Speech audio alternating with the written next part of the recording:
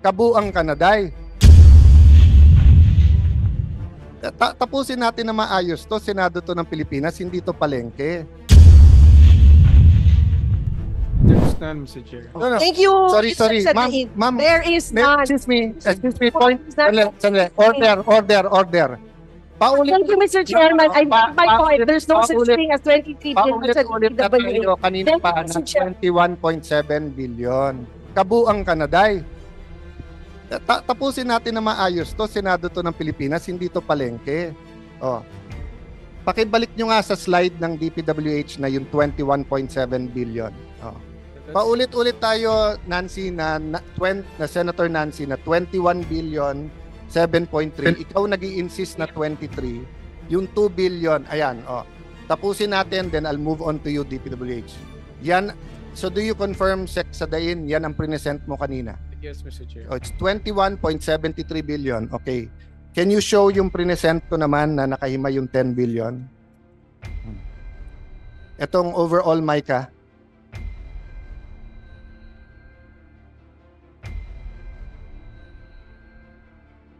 Overall, Micah, na ano? Yan. Oh, yan din ang present ko, 21 billion 730.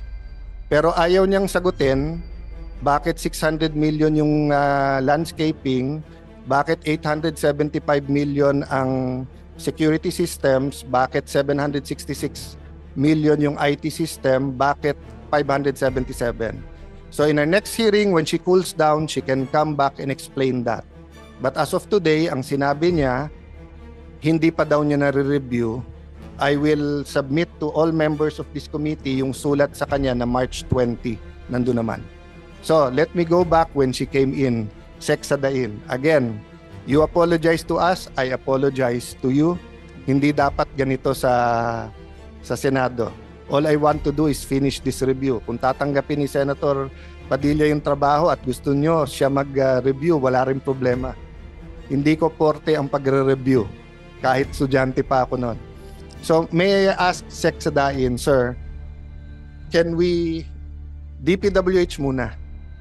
I will take care of my own staff and talk to Senate President.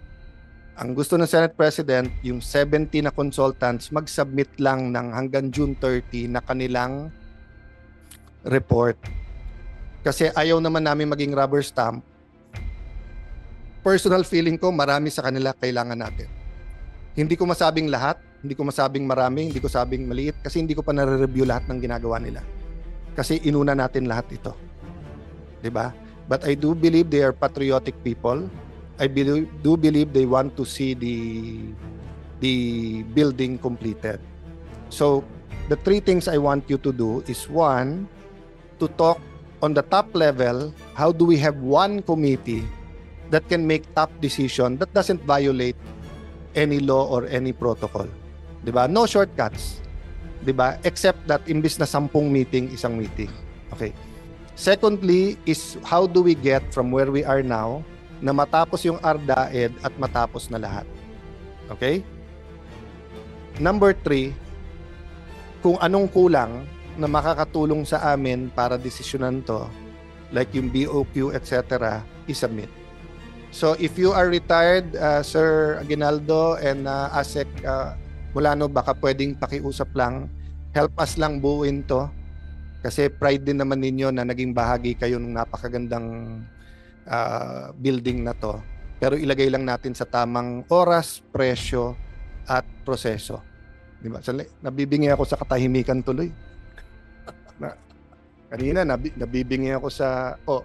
yung calculator, isoli nyo ha. Baka mapagbintangan pa ako niya mamaya. May gumagamit pa pala ng calculator. Talagang magkakampiata kayo. Kayo, CD ang gamit. Siya naman, calculator ang... Pakilabas yung typewriter ko ha. So, thank you again DPWH sa mga kapatid natin sa media. Pasensya na kayo, nadamay kayo. Tapusin ko lang to sa ibang bahagi magpapa-interview ako. But katulad ng SCT, napaka-unfair sa kanila kung magsi-statement ako ni hindi ko pa sila nahaharap isa-isa.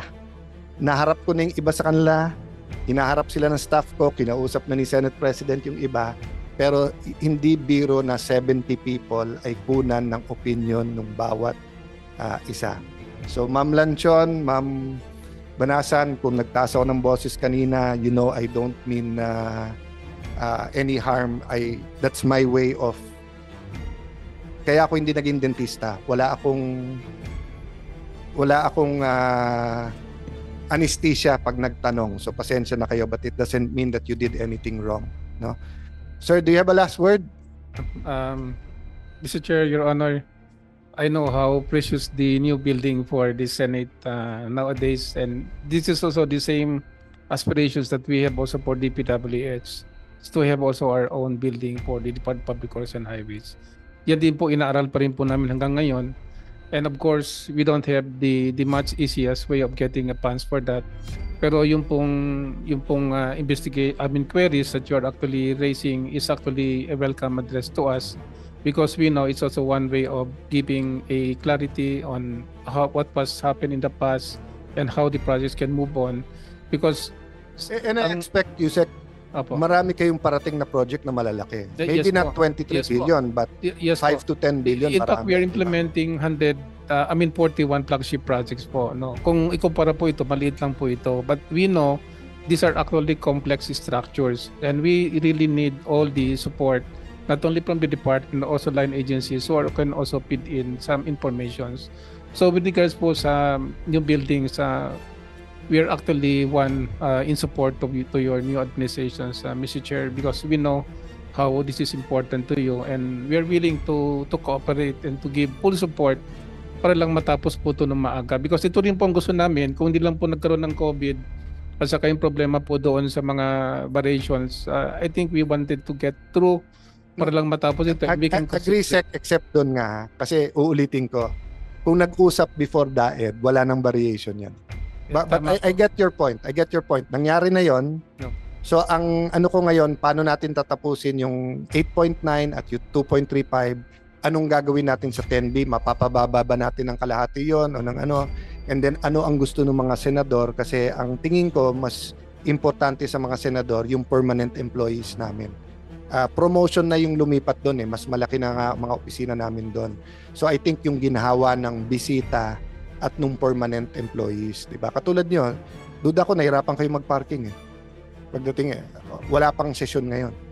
Lalo na kung may napapaganon yung madalas dito, di ba?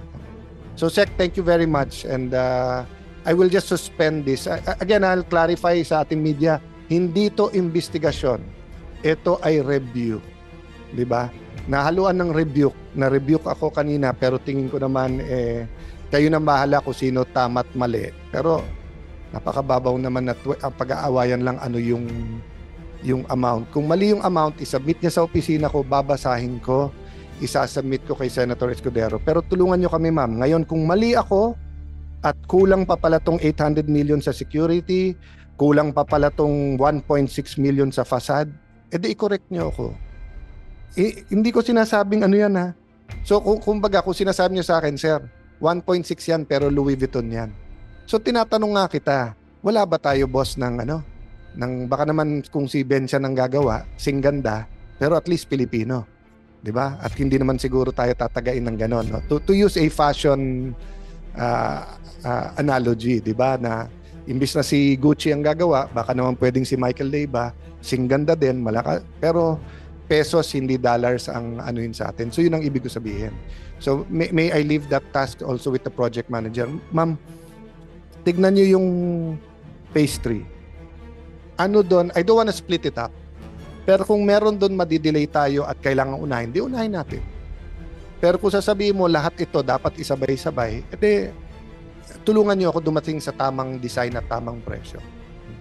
Opo, yes, Your Honor po. Very much willing po kami sa lahat ng ipapagawa niyo po sa amin at kung paano po natin matatapos sa tamang oras at tamang costing ang Pero saving. kailangan ko, ma'am, kasi hindi ko kailangan ng bunsong kapatid dito na ako magsasabi. Kailangan ko dito ng ate o ng tita o nanay na kayo magsasabi sa akin, sir, mali yan. Sir, tama to, sir. Kasi kayo ang project manager. Yes, Your Honor. Ako po ang mother. Sige. So, ito po ang ating peacemaker naman. Blessed are the peacemakers. So, final word before we adjourn, Senator Robin Hood, Robin Padilla. Maraming salamat po, aming chairman. Ako naman po, gusto ko lamang pong iparating sa ating mga kababayan na matuwa po kayo kapag ang mga senador ay nagkakaroon ng ganitong talakayan, ganitong pag-uusap, dahil ibig sabihin, wala pong nangyayaring conspiracy, wala pong nangyayaring kami ay alam niyo na, nagpaplano-plano para sa mga sarili lamang namin. Kapag ganito po ang Senado, matuwa po tayo. Ibig sabihin ng inyong mga senador ay buhay ang kanilang demokrasya, buhay ang kanilang mga naratibo. Meron silang kalayaan sabihin ng mga gusto nilang sabihin dahil yun po ang dahilan ba't nyo kami hinalal. Hindi po kami nandito para magkasundo-sundo o kami po ay magkutsabahan. Kami pong nandito ay para i-represent po kayo at ipaglaban kung ano man po. Ngayon, sa oras na to, ang ipinaglalaban po dito ay yung tamang gastusin. Dahil ang taong bayan, sa pamilya nga po namin, sa loob ng pamilya namin, ako'y nako-question dahil lahat sila ay taxpayer. Kaya yun lamang po, maraming salamat po. Mabuhay po kayo, Chairman. Sa napakaganda mong sinabi, pwede ba mag-request, Senator Robby? Total, kumari mo naman asawa ko. Kabilin-bilinan niya pag alis ko ng bahay, huwag ka makikipag-away. Pero maganda explanation mo. Pwede bang tawagan mo at ikaw na magpaliwanag bakit nakipagsagutan ako ngayon?